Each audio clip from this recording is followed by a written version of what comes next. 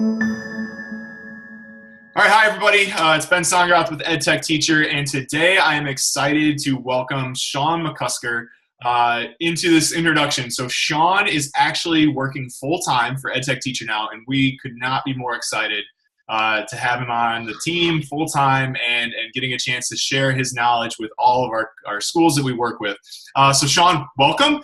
And you've worked for EdTechTeacher in the past, but why don't you start out by just giving everybody a little bit of background about yourself and what your experience in education's been.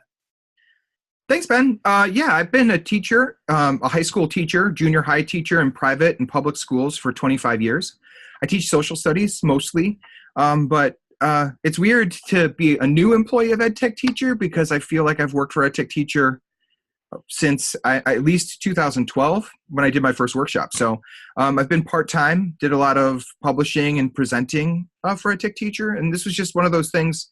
You know, like what I do for EdTechTeacher is honestly, I pursue my passion for education. And what I like about it and the draw, like a lot of people ask, like, why would you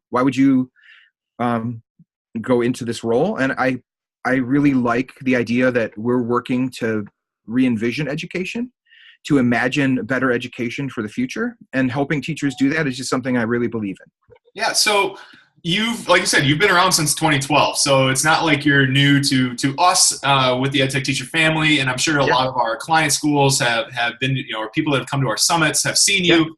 When you were doing that, building that base with EdTechTeacher, what were some of your passions that you enjoyed sharing with teachers, like during this time while you were teaching, but then now, but also providing the professional development? Like what's that appeal? What was that like?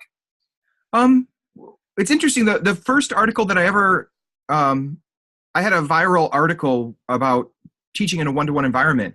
I got iPads. I was teaching one-to-one. I've been doing a lot of work with SS Chat. I'm one of the early organizers of SS Chat, and I had been doing some work, published an article about 5 unexpected outcomes or consequences of teaching one-to-one. And another one was five things that changed. I'm actually going to do a Throwback Thursday article where I discuss that in a day or so. But I was talking about what needed to change in the classroom. We had this new technology, and at first it's, can I use this technology? And then I realized really quickly that there were some strange things happening, like the structure of the room didn't make any sense. Just the way that I had organized permission in my class was different. Like my students needed different things, and so I decentralized a lot of that, and my policies changed. And just writing about that was like therapy for me. Like, my classroom is different. I need to make these changes. And I would discuss that in these chats, and it turned into people asking me to come and do presentations. And then I learned that I had a passion for helping teachers really reimagine their classrooms. You know, like, what does it look like in this abundant economy of information where everybody has so much information? Like, you can't be the person who's just saying these are facts. Right. I think that my vision and philosophy for the teacher is that the teacher has to be a conductor. And each individual student has something to share and a perspective and a story to tell. And our job is to be a conductor of student stories. Think about this. Have you imagined, like, the role of teacher is someone who's depositing a story in someone's mind, right? Like, that's not how we really experience the world, right? Like, imagine a classroom where you're helping students to tell their story in their own unique voice. A person who tells a story is going to have a deeper experience. So that's just a little bit of insight into what I believe education should be and how I think technology can help us. Technology is like vocabulary. And giving a person a new tool that helps them express a word or express an idea in a nuanced way, that's so powerful. And it gives voices to people who aren't outgoing maybe or are a little bit more soft-spoken, but they get to express a piece of their heart. And so technology for me provides students a voice and allows them to tell their story, which I know is a better way for them to learn in the classroom. Absolutely. And I've seen you talk about that conductor and, give that plea to teachers, and it just resonates so well. And it's resonated with me. And it's something that I know we both believe in, and early EdTechTeacher in whole, like, that's how all of us operate. So moving forward, now that you're full time, I mean, you get to do this for your job. Like, you don't have to Right. worry about going back to a school and only being able to focus your efforts part-time.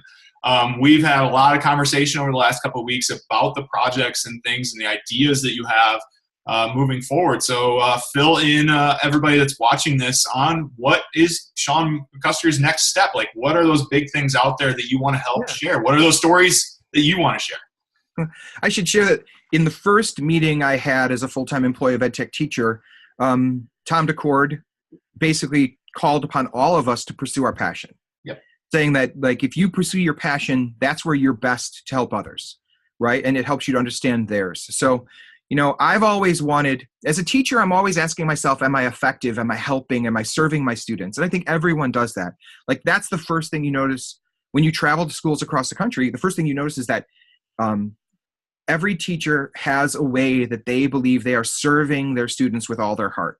Yep. And so for me, that reflection was like, can I be helping them? Can I be doing better?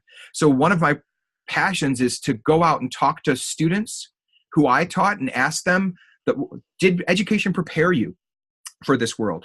And to talk about whether the schools that we have are the schools that we need in light of the world that we live in, where, you know, a lot of people think about what work is, where people work. There's so much more in people working at home. There's so much more of decentralized offices. There's so much more in communicating with people across great distances. And I think that that world of work requires us to prepare people differently. So I just want to go and ask them. And so I have some students who are doing some innovative things. I have a student who's in charge of a data corporation that seeks to help data that helps schools be better and prepare better more educated people. I have another student who's in charge of an internship company that hooks people up with internships that kind of fill a gap in their understanding so that people who are repurposing themselves or getting a new job can get into an industry and be prepared to work in it. And I think that's really, and they do it all through remote free training. They're financing that work through companies that are desperate for workers. Right. And it's such an innovative model. I'm talking to a person next week who's creating a brand new school.